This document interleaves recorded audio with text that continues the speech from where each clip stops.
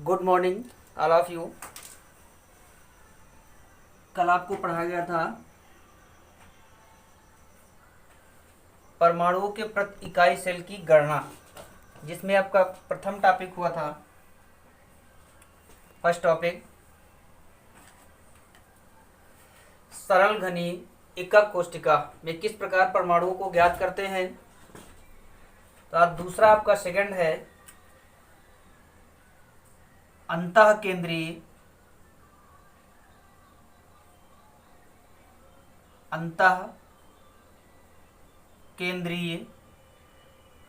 घनीय अंतः केंद्रीय घनीय, ठीक, जिससे अंतः केंद्रीय घनीय एकक कोशिका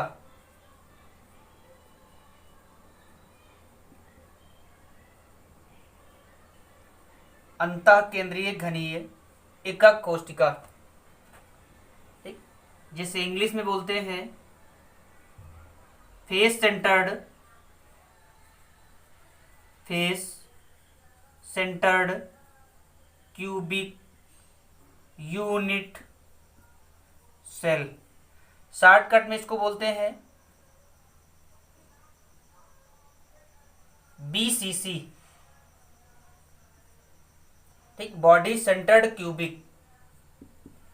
ठीक, तो कल मैंने आपको बोला था कि आप लोग इसकी परिभाषा लिखने प्रयास करेंगे, तो कुछ लोग किए होंगे, चेक कर लीजिए किस प्रकार लिखना है। आपको फिगर देख के, इसीलिए मैंने चार्ट को बिगाड़ा नहीं, वैसे रोक के रखा है। तो देखिएगा, जिस प्रकार हम कल सरल घनीय की डेफिनेशन लिखे थे कि सरल घनीय एकक कोशिका में परमाणुओं की संख्या केवल कहां पे थी, अवयवी कणों के कोनों पर थी, ठीक। लेकिन अब यहां पे क्या होगा, अंतः केंद्रीय घनीय एकक कोशिका में परमाणुओं की संख्या कोनों पर तथा केंद्रों पर भी पाई जाती है, ठीक। तो स्टार्ट करते हैं। अंतः केंद्रीय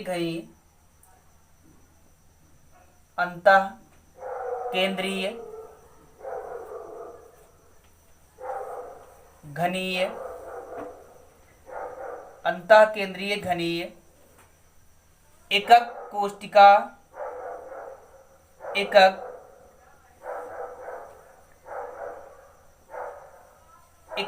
कोशिका में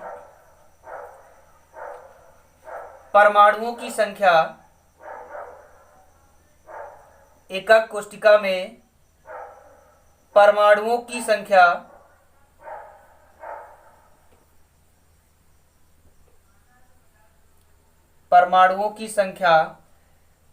कोनों पर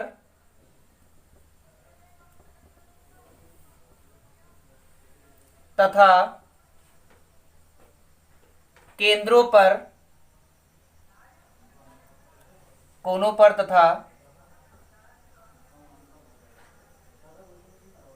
केंद्रों पर भी पाई जाती है,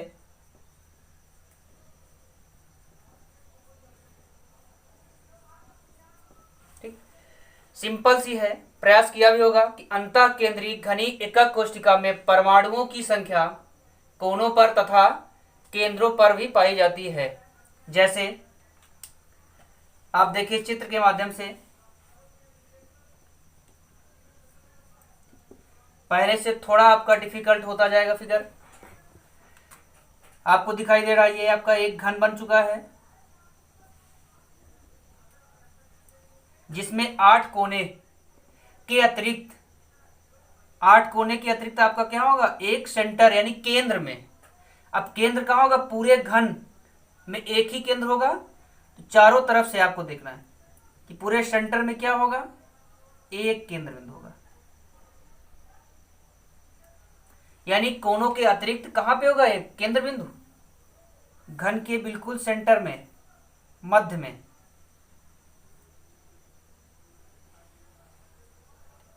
अब इस केंद्र बिंदु से कुछ रिक्तिकाएं हम मिला देंगे, जैसे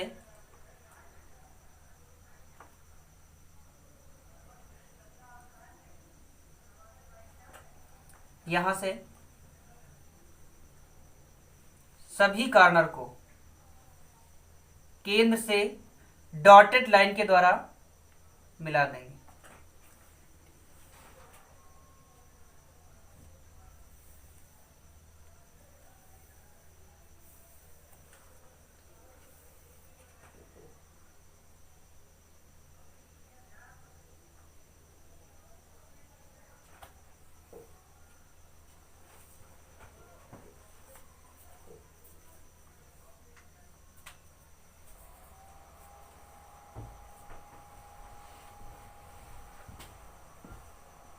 देख लिए कि प्रत्येक कॉर्नर को कहां से मिला दिया, सेंटर यानी केंद्र से। तो टोटल आपके अंतः केंद्रीय घनीय कोष्ठक में परमाणुओं की संख्या कितनी हो जाएगी, एक तो आपका केंद्रों पर जो कि 1/8 में पार्टिसिपेट था, सॉरी कोनों पर, और दूसरा आपका क्या हो, केंद्र पर। केंद्र में एक, तो टोटल हमारे परमाणु संख्या कितनी हो गई। तो अतः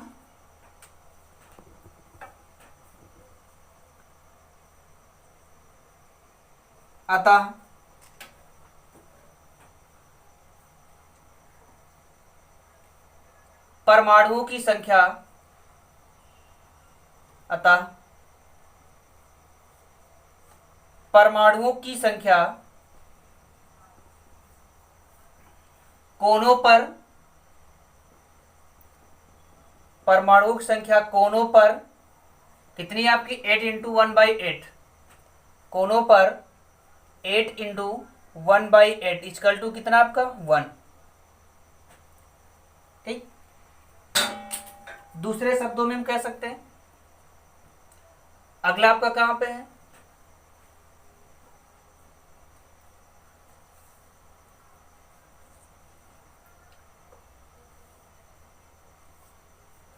परमाणुओं की संख्या केंद्र पर, परमाणुओं की संख्या केंद्र पर कितनी है आपका 1।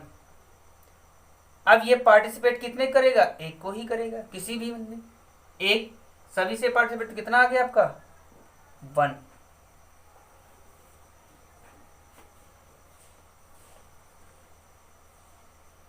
इसलिए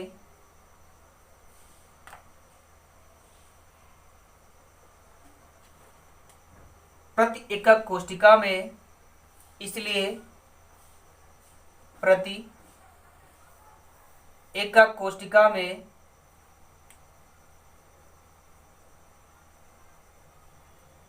प्रति एकक कोष्टिका में परमाणुओं की कुल संख्या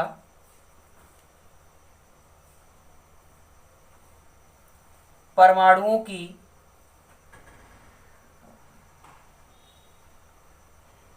कुल संख्या कितनी हो गई आपकी 1 + 1 = 2। चित्र में आप पहले देख ही चुके थे टोटल, लेकिन कैसे मॉडिफाइड करते इस चित्र के माध्यम से आप समझ चुके हैं। तो अगला आप तीसरा टॉपिक देखते हैं। इसी प्रकार सेम लिखना है, बस आपको वहां पे केंद्र के अलावा कहां पे, फलकों पे।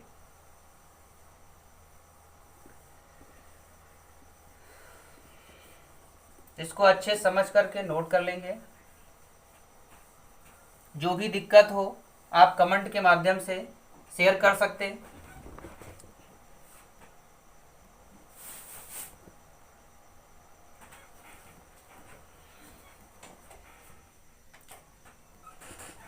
तो तीसरा टॉपिक है आपका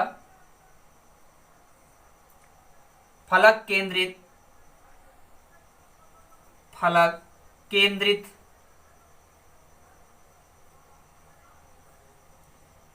घनीय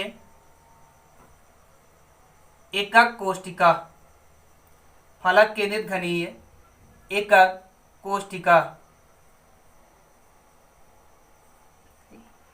face centred face centred cubic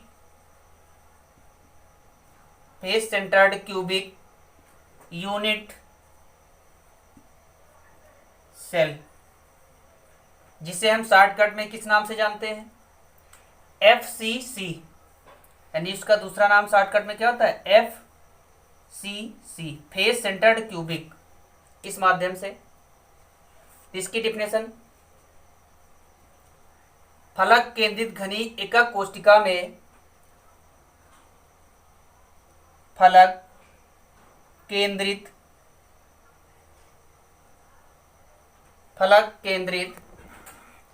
घनीय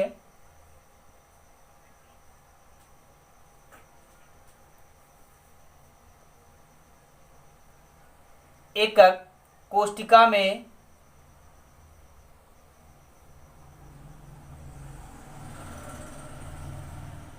घनी एकक कोशिका में परमाणुओं की संख्या, यहां से देख लेते हैं, परमाणुओं की संख्या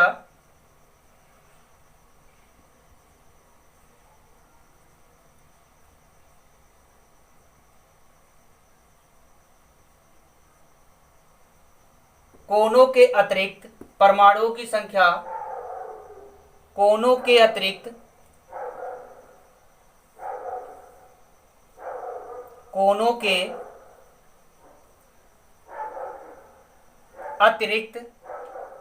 सभी, देख रहे हैं, सभी फलकों, कोनों के अतिरिक्त सभी फलकों के केंद्र में होता है। परमाणुओं की संख्या कोनों के अतिरिक्त सभी फलकों के केंद्र में भी पाया जाता है, में भी होती है या पाई जाती है, में भी होती है। ठीक, अब इस चित्र के माध्यम से हम देखेंगे।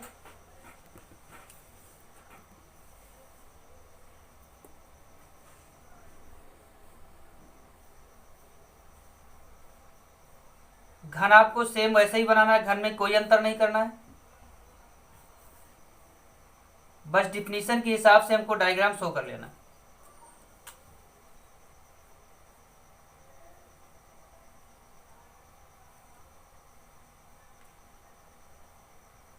तो 8 कोने आपके सब में हो गए। अब 8 कोनों के अतिरिक्त देख रहे हैं यहाँ पे, 8 कोनों के अतिरिक्त और कहाँ पे 6 फलक। अब बताया था किसी घन में टोटल कितने फलक होते हैं, 6, जिसे आप दीवार बोलते हैं। तो सभी के कहाँ पे, सभी फलकों के केंद्र में, यानी कि मध्य भाग में। तो आप देखें यहां से, ये हमारा फलक हुआ एक, इस फलक के का केंद्र बिंदु क्या होगा, यहां पे होगा। ध्यान से देखें,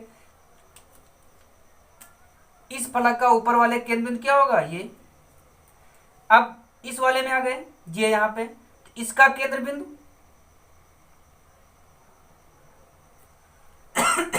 देखते जाइए।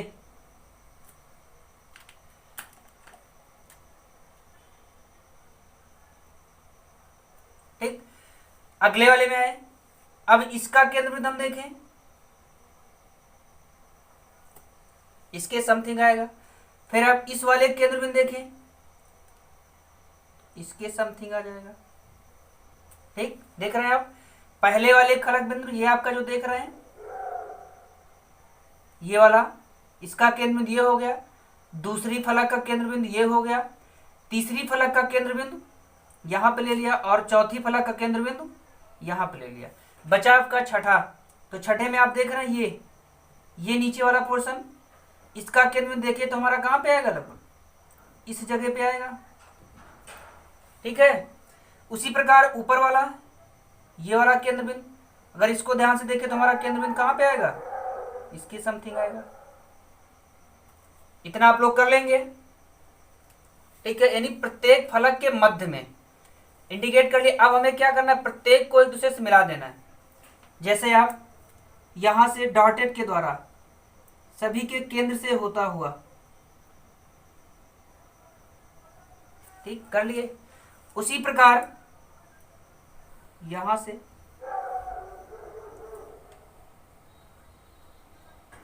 ये, कोई दिक्कत किसी को, एनी प्रॉब्लम? तो टोटल हम काउंट कर लें, सभी कार्नर हमारे हैं, ठीक। तो अतः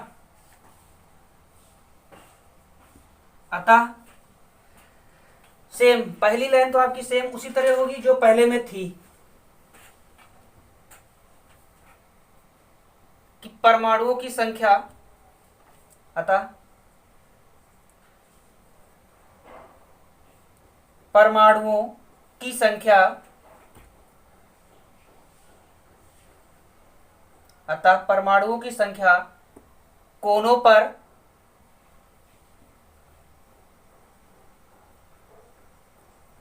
एट इंटू 1/8, पार्टिसिपेट कितना करेगा 1/8 इक्वल टू कितना 1 परमाणु, ठीक। इसके अतिरिक्त आपका फिर कहां पे फलकों पर, अब देखिए दूसरा, परमाणुओं की संख्या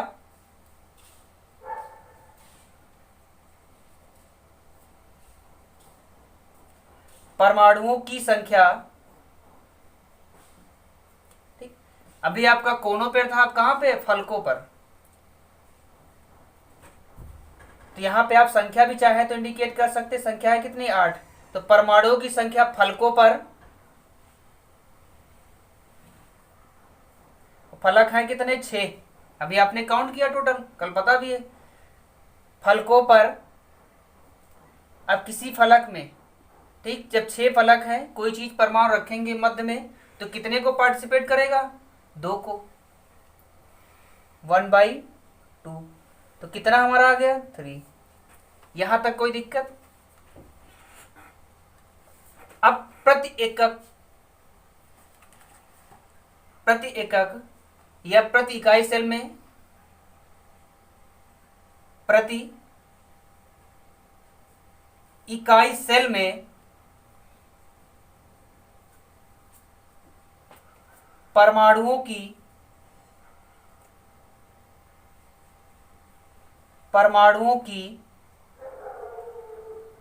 कुल संख्या, परमाणुओं की कुल संख्या कितनी हो जाएगी 1 + 3 इक्वल टू कितनी 4। कोई दिक्कत? जो आपने फिगर के माध्यम से देखा था, फिगर इसलिए आपको ड्रा करवा ताकि आप परिभाषा आसानी से लिख सकें। अब इस चित्र में थोड़ा सा और देखें, ठीक। जब कोई चीज केंद्र में है तो प्रत्येक कॉर्नर को केंद्र से मिला देंगे, ठीक। तो अब ध्यान से देखें, अन्यथा बना नहीं पाएंगे, ठीक। तो जो पहला वाले फलक का केंद्र बिंदु था, इससे सभी कॉर्नर को हम मिलाते हैं, देखते जाओ, ठीक। पहली दूसरी तो हम खींच चुके थे पहले, इसीलिए रोका था आपको ताकि दिक्कत ना हो एक साथ, ठीक। अब अगले फलक में आते हैं, इस वाले में, तो यहां से उठाएंगे तो इस फलक का केंद्र बिंदु ये था, ठीक। देखते जाओ, आप वीडियो को रोक रोक करके देख सकते हो, कोई दिक्कत नहीं। तीसरा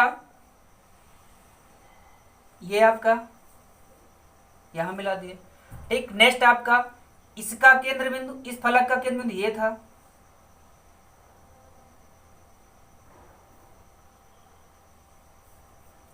ठीक। इतना हो गया, कुछ डिफिकल्ट थोड़ा सा लगा होगा। अब अभी आपके 2 के और केंद्र बिंदु बाकी हैं, एक तो आपका ये जो इसका था, तो इसको इससे मिला देते हैं, कोई दिक्कत?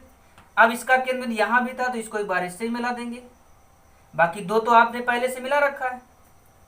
उसी प्रकार इस वाले केंद्र बिंदु को देखिए ध्यान से, यहां से 2 तो मिला दिए, ये 2 आपके बाकी, तो इनको मिला देंगे, ये आपका पूर्ण फिगर तैयार होगा, जो कि फलक केंद्रित घनी एकक कोष्टिका का है, ठीक। कुछ डिफिकल्ट है, आप वीडियो को रोक रोक करके पुनः कई बार देख सकते हैं, जिससे आप 2-3 बार बनाएंगे, प्रैक्टिस हो जाएगी, ठीक है। तो इसको आप रफ करते हैं। अगला टॉपिक है आपका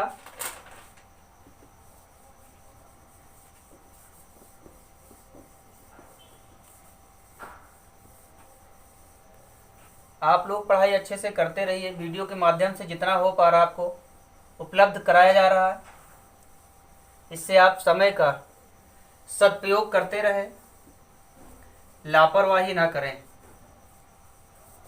अन्यथा जिम्मेदार खुद होंगे। तो अगला टॉपिक है आपका संकुलन क्षमता। नेक्स्ट टॉपिक है संकुलन क्षमता।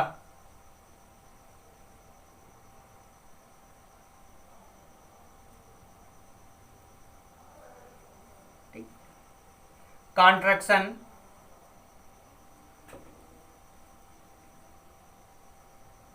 ट्रक्शन, इफिशियंसी,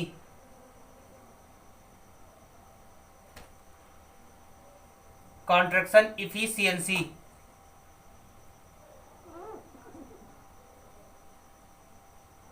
इफिशियंसी, ठीक। इस पे हम लोग थोड़ा सा चर्चा करेंगे, बाकी डिटेल में आपका नेक्स्ट। ये सारे टॉपिक जो आपको बताया जा रहा है वीडियो एग्जाम की दृष्टि से बहुत ही इंपॉर्टेंट है, इसलिए कुछ मिस ना करें। ये भी सिंपल है।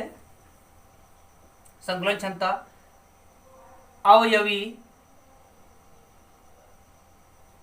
अवयवी कणों, ब्रैकेट में आप लिख लें कौन कौन से, वो परमाणु भी हो सकते हैं, कौमा अणु भी हो सकते हैं, अथवा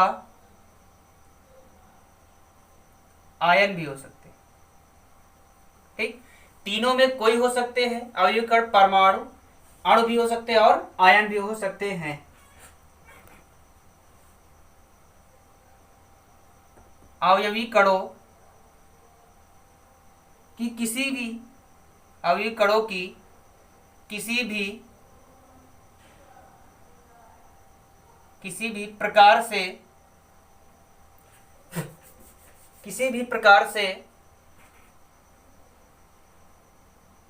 संकुलित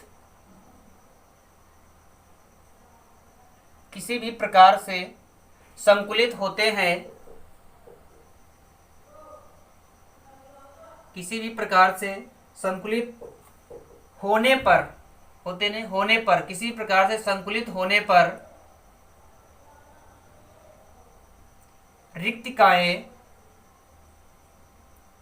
या रिक्तियां भी कह सकते हैं हम, रिक्तियां या रिक्तियों की संकुलन क्षमता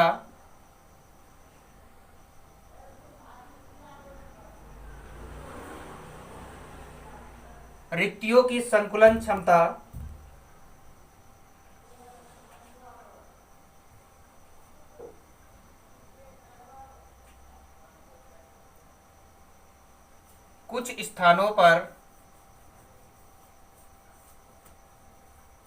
स्थानों पर मुक्त होती है, कुछ स्थानों पर सर्वदा रहती है, मुक्त मत लिखो, सर्वदा रहती है, कुछ स्थानों पर सर्वदा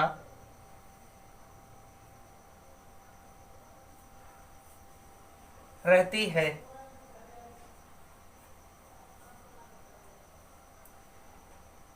संकुलन क्षमता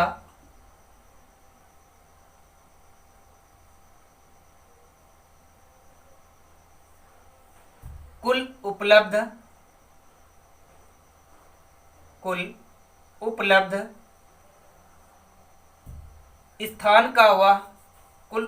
स्थान का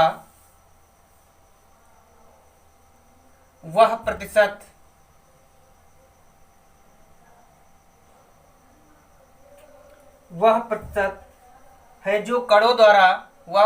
है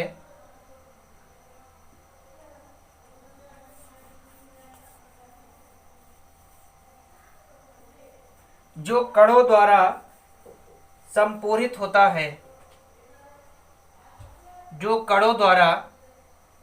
संपूरित होता है, ठीक। इसके आगे की चर्चा हम नेक्स्ट टॉपिक में करेंगे, नेक्स्ट वीडियो में।